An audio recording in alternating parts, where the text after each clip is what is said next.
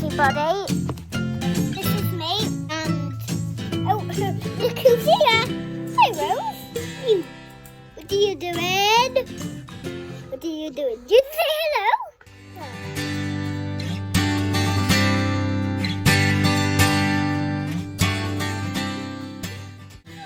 Hi everybody, thanks for joining us. Now, another reason why I haven't been very active on the video front is because we have had a litter of little puppies. A litter of Dalmatian pups. And this one named Rosie. So we've had our hands full. It's quite a small litter of 5. Now their mum came from a litter that we bred of 13, so a litter of 5, we don't even know we've got them really, but there's still a worry on your mind and you're still running around cleaning up after them and feeding mum a lot. So a little bit about them, about their parents. This is mum.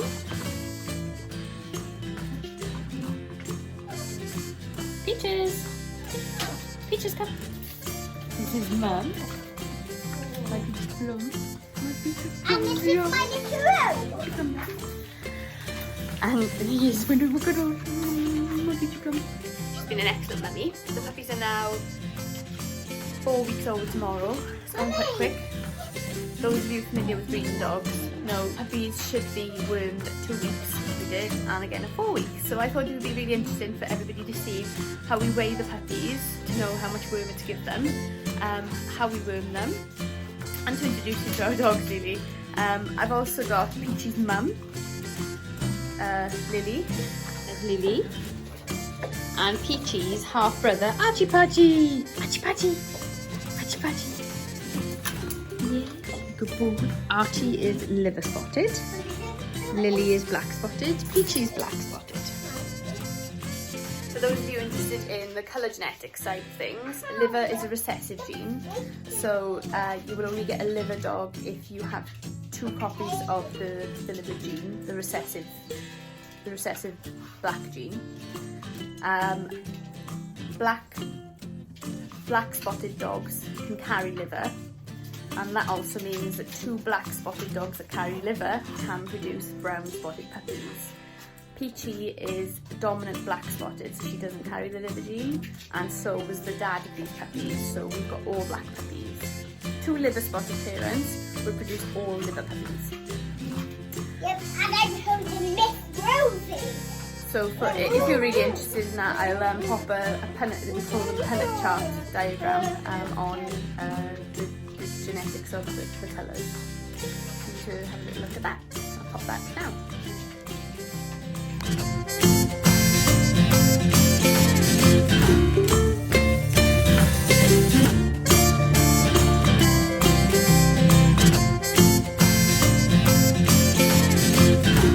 This is our setup at the minute. They moved in here last week when they were 3 weeks old. It's basically a nice lino floor, this great puppy pen. I'll pop a link to this puppy pen. It's not a cheap pen by any means. It's called the Bigfoot 6, I think. It's fantastic. This has actually been outside at some point for quite a long time, and aside from my fault of losing those, it's in really good condition, and I actually got this on Gumtree. It was practically brand new. So anyway, there's only 5 puppies. For the larger litter that we had, we made it a little bit bigger than this. We've got the double returns on this one. So that's their little bed. I did pop a heat lamp up in here because I was concerned that it could get cold at night. I have had it on a couple of times. It's quite far up. Just brings the temperature up by a degree or so. I've got a thermometer down in the corner there where they sleep, and I've also got a radiator here as backup, but I haven't had to put that on yet. So the wind's just blown that newspaper up. That's their toilet area. They're actually quite good at using that, especially for wheeze. Poos are a bit hit and miss. There's a baby gate here going into the kitchen because Lily, and also this wire mesh, because Lily, who's the gran, keeps on jumping over because she loves her grandpuppies. Can you know? Yeah. You Archie Budgie. Archie's just scared of him. Aren't you, boy? I'm just scared of him. That's Peachy, so we keep Peachy out here at night. That's her. She can sleep in there if she wants to. The door stays open. Oh no, we get somebody who thinks that it's a game, Peach, to go playing with the newspapers. As you can see, they're very well socialised and cuddled.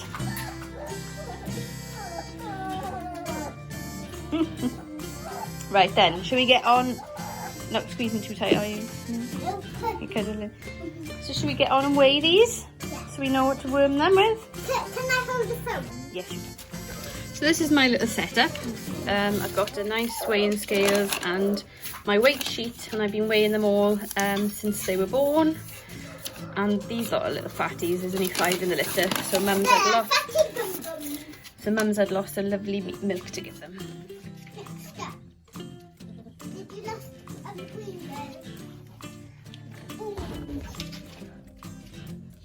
Let's get a few packs.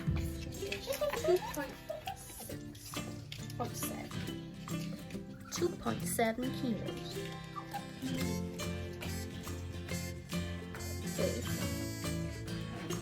This is a blue girl.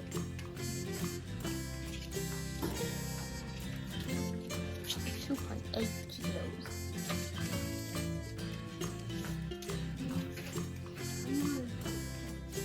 This is little red girl.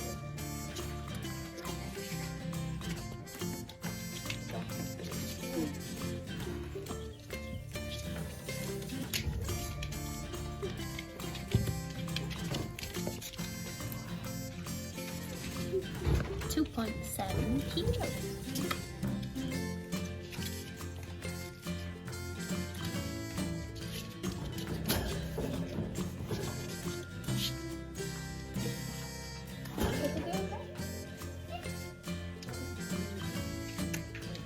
This is purple girl.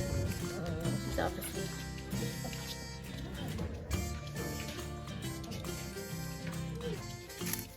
2.7 kilos.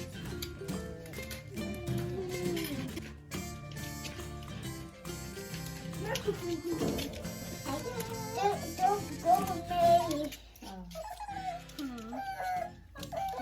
This is our only boy, little black boy.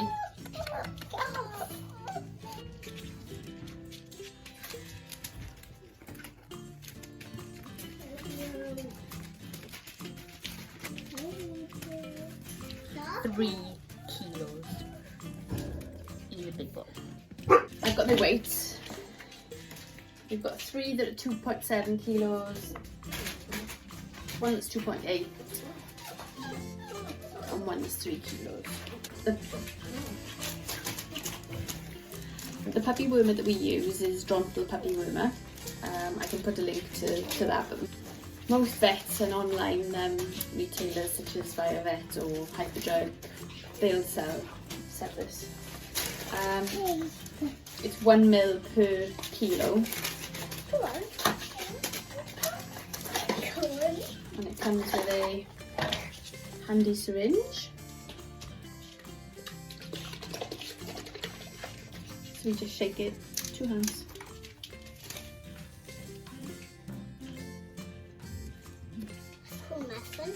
It's better to overestimate it slightly, as you always end up with some over you or the puppy.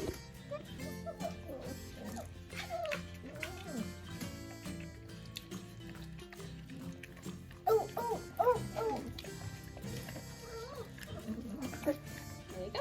That's not nice. It's okay. Oh, you got some made. Did I? Where is it? On my arm too. So yeah, some of it always ends up on.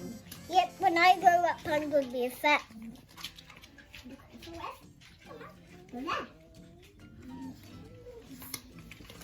Yep.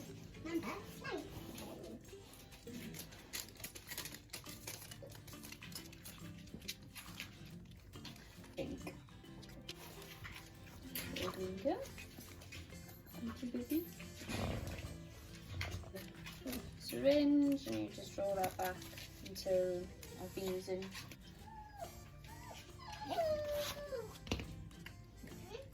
Look at me coming right up in my car. Wee, wee, wee. I will put this boy here. Wait, could we put this pup again? Okay, you hold on to it, John. Oh yeah. In this puppy jar. This puppy. Right here.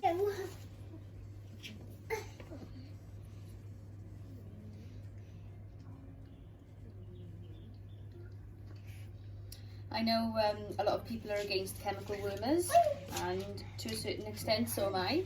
I always do worm counts on my adult dogs. I very rarely worm them. But for puppies I feel this is very important. Some worms are insisted, so when you do a worm count, that's not an accurate representation of the worm load of the bitch or an adult dog. Those insisted worms are activated by pregnancy hormones, and they can travel from the bitch into the uterus and also through the milk when they're feeding them.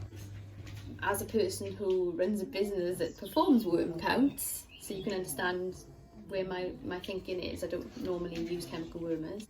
I believe it's important to worm your puppies, your 2-week-old, 4-week-old, 6-week-old, 8-week-old puppies. From there, you can do worm counts. So I've ticked them off as I've gone along, so I know who's had, although the pink stains around the lips are a giveaway. So a little bit of that. He's so cuddly, so cuddly.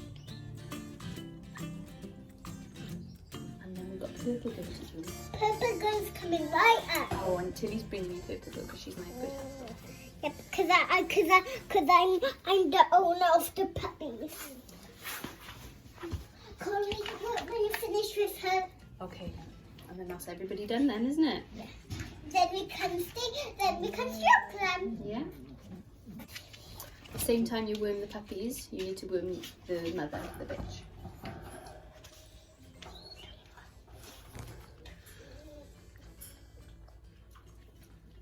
Oh, sorry, you were sleeping. So from the about 3 days old, we also clip the puppy's nails, because if you imagine those puppies feeding on mum, if they've got long sharp nails, it can become quite uncomfortable for mum and she can get scratches, and it's also a reason why she might decide that she doesn't want to feed them for very long. So my view is that mummy's milk is best, so we need to keep her feeding them as long as we can. So to make things as comfortable as possible for her, we clip their toenails. It also gets the puppies used to having their toenails clipped from a young age. So it is important that we do this. It gives the owners of the puppies a head start.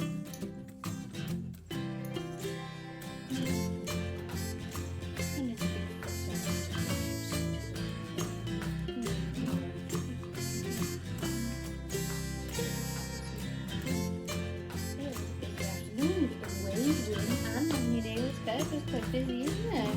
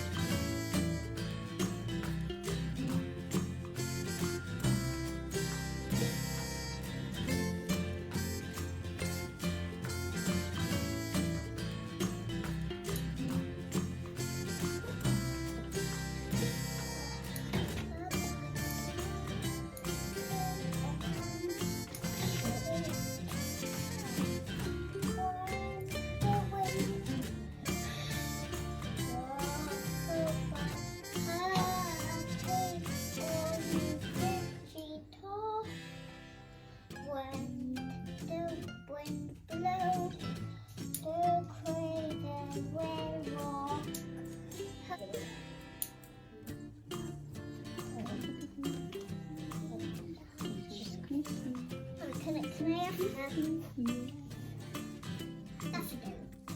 That's Daffy that you put. Daffodil. Yeah. Who's daffodil? And who's that in your hand? Oh, this is snuggles.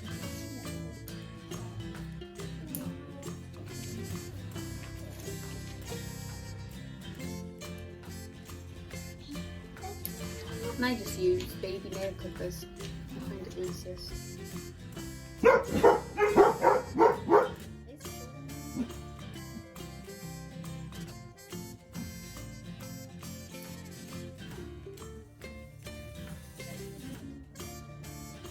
He keeps licking me. He knows it's me. Yeah. He knows me. Oh, I love him.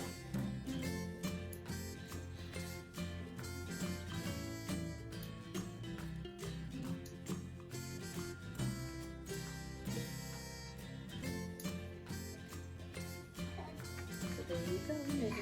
This is, she like this. I'm her best cushion.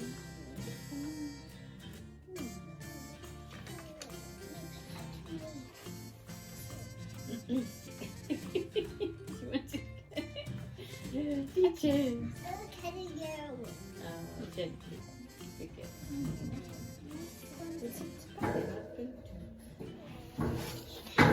You actually have sleeping and PG cleaning. Yeah. Look like I'm having a bath with a pet. Yeah.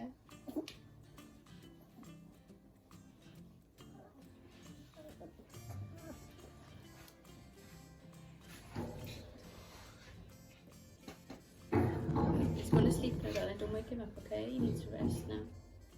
I will put him in my hand. Yeah, you can cuddle him.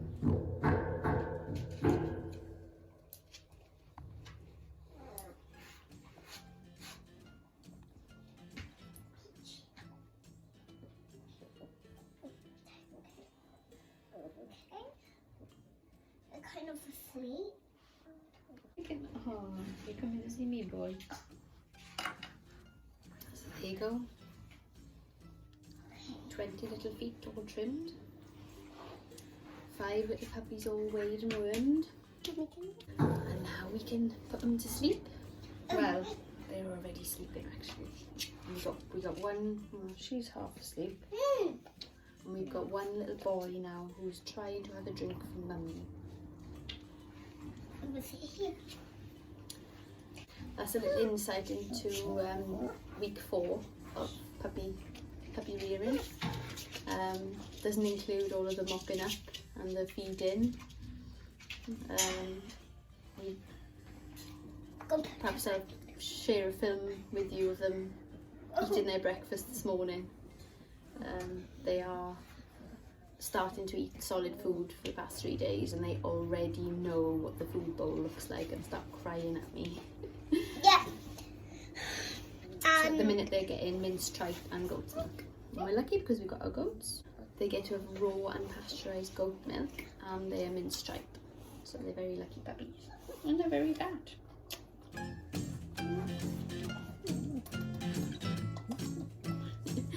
They're lucky because they get lots of cuddles, as you can see. Yeah, they got new owners. So that was a long afternoon, very eventful. And now we're going to leave them to it. I'm their mother. You're pretending to be their mummy, are you? Yeah. I'm sniffing. So thanks for joining us. Hope you enjoyed that. And like I said, I'll pop the links below to the things I've mentioned. And we'll see you next time. Bye.